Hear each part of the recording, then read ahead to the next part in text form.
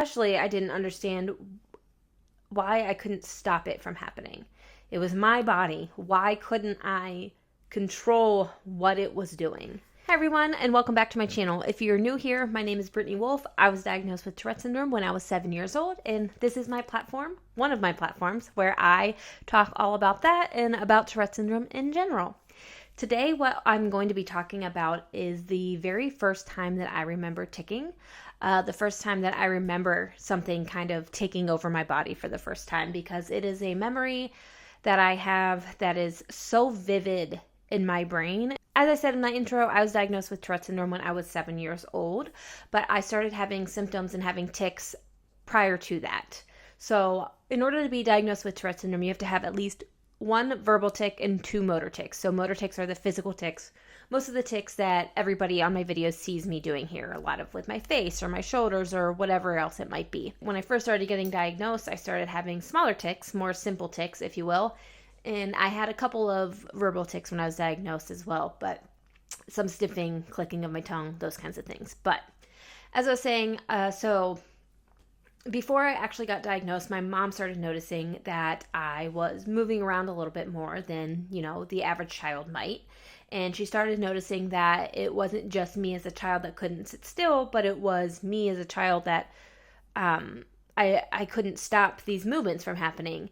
And she wasn't sure what was going on at first. And so she just kind of started keeping an extra eye on me, kind of asking my grandparents to do the same since they babysat my brother and I a lot, that type of thing. But then when I ticked, and those were in those instances, I don't remember, those were the tics that my mom was picking up on at the time, but we just didn't know. But at that time also, I don't think that my body or my brain realized it, or at least I don't remember clocking it as a memory during those times. I remember being told to blow my nose all the time from my grandparents because, as I said, I had a sniffing tic. But at the time, we didn't know it was a sniffing tic. And so I was just told to blow my nose a lot. And I just remember always saying, I didn't have to blow my nose. So, but those weren't something that I remember so vividly as the uncomfortable feeling and the premonitory urge that I felt prior to the tic. So one night on our way home from my grandparents' house, I remember everything. I was in the front seat of my mom's car. My brother was in the back seat. I remember seeing her hair in a ponytail out of my peripheral vision and her driving with a sweatshirt on. I remember seeing the green glow of the radio, the time on the radio and the radio station in the car. And I was just watching out my window, watching, houses and trees going by. Because I remember thinking the way home from my grandparents' house was much longer than it actually was when it was only 15 minutes, if that, not even. But all of a sudden I started feeling this pressure build up kind of in my stomach. And every time I talk about this story and tell it, that my stomach tics tend to kick in, and that's what you see happening here. So I felt this pressure building up in my stomach, and I wasn't sure. I had this urge, and all I knew was that it was because I had to move my stomach. I had to contract my stomach muscles. Now, I was a child. I was not even 7 yet, but I knew, so I didn't understand what was happening, but I understood that my body needed to move for some reason, but I didn't understand why. So I kept trying to avoid it, kept looking out the window, kept looking at the trees and everything else, trying to think and look at anything that wasn't this weird, uncomfortable feeling inside of my body.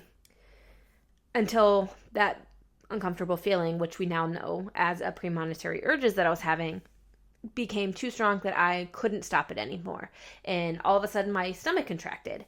And my mom saw it happen because I kind of not jumped, but my body noticeably moved when I did it.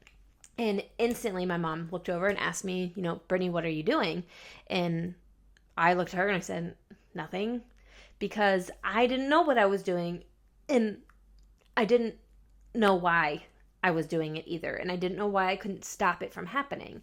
And it wasn't that I thought my mom was going to yell at me or anything like that, because it wasn't that kind of, I just knew that that's not why she was asking. It was that I didn't know how to explain to her that I didn't know why I was doing it, and that for some reason I couldn't stop it. It was scary. And so I just hoped that it was never going to happen again. I thought maybe since I let myself do it, my body, would do me a little favor, a little solid, and never do it again. But then only a few minutes go by, and that pressure that I felt in my body, which is the best way that I can explain it, came back. And this time, as I wrote in my book, it felt like it came back with a vengeance. Because not only did I feel it in my stomach, but I felt it in my shoulders too. And again, as you can see, when I talk about it, those same tics happen again, because my stomach and my shoulder tics have been with me for a very, very long time, clearly. And so that pressure came back, and it came back more powerful. And I've said before about how suppressing can make things worse later. This is a prime example of that happening before I even knew what any of those things were, before I even knew what Tourette syndrome was, or that I had this condition where I can't control my body. So that pressure came back, and I felt it everywhere, and I was scared. I didn't understand what was happening in my body. I didn't understand why I had to do this. And especially, I didn't understand why I couldn't stop it from happening. It was my body. Why couldn't I control what it was doing? Even as a child, I knew that that's something that I'm supposed to have control over, and I couldn't. I didn't have it anymore in that moment, and I didn't know what was happening, and I was scared, and not enough time went by for me to even think about really trying to hold it in that much, because it just happened. And so that time, my stomach contracted, and my shoulders went forward, similar to what you were seeing just now. And instantly, again, my mom looked over and said, "Britney, what are you doing?" And again, I said, "Nothing." Again, how many times can I say again? I didn't know how to explain to her that I couldn't stop my body from moving, because I was scared, and I didn't know why I couldn't stop my body from moving. Why this pressure came over what was a majority, 50% of my body, I would say, my whole torso, and that it had to move. Now, I don't remember a lot of what happened the rest of that night, but those two in particular moments is where I remember, and I think that I will remember until my memory gives out. It was the first time, even though that I didn't know it yet, it was the first time that, looking back, was a memory of this new normal for me, even if it had been happening longer and I just didn't realize.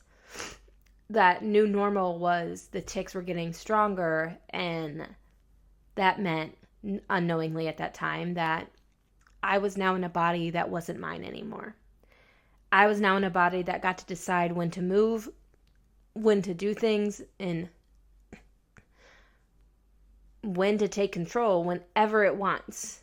Whether that's inconvenient, whether it's embarrassing, whether it's a time where I really don't want to, it doesn't matter. And that memory, anything prior to that of being in a body where it didn't move, those memories don't exist in my brain anymore. I don't know if because I was so young, and this memory specifically was so vivid that that's probably one of my earliest memories as a child, but it is. And it turns out that when I told my mom nothing continuously, she decided that she was asking, because she had already been noticing some of these movements that I've been doing, and she wanted to see what I was going to say.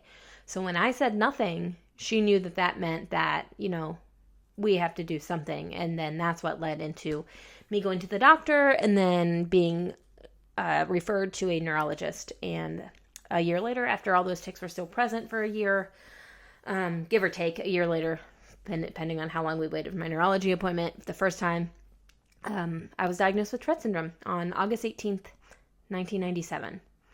So yeah, I've been living with this for a really long time now, and that is one of my earliest memories of having tics. It's not a very good memory necessarily, because when I think about it, those tics come back. I think that a lot of the tics come back not only because I'm talking about it and it's triggering, but because when I think about that moment, I am still that scared little 5-6-year-old girl feeling something take over her body that she didn't have a say in. And so I think my body is reimagining that moment, and so it's recreating those tics as well, because it's the tics I remember having, and that's how kind of Tourette syndrome works. When you talk or see or think about certain tics, your body tends to be like, hey, yeah, we're going to do that now. But yeah, it wasn't a very great time for me, but it's also a time where I'm really glad that I can remember it so vividly to explain it. Because I will never be able to sit here and tell you every single time that I ticked. If I did that, this would probably be the longest video ever. And so nobody wants to hear that. So yeah, I just wanted to share that little bit with you. See if anybody else remembers the first time they did. Let me know in the comments below. You commenting, subscribing, and liking the video is super, super helpful to help my videos get seen a little bit further and wider. So please comment me anything. Tell me what you liked about the story. Tell me your favorite color. Tell me the first time that you remember ticking if you want. And if anything, let me know in the comments what else you would like me to talk about, what other stories you'd like me to share, and I will do my best to do that. If you have any questions, I will also do my best to answer those questions in future videos. So thanks for watching. Until next time.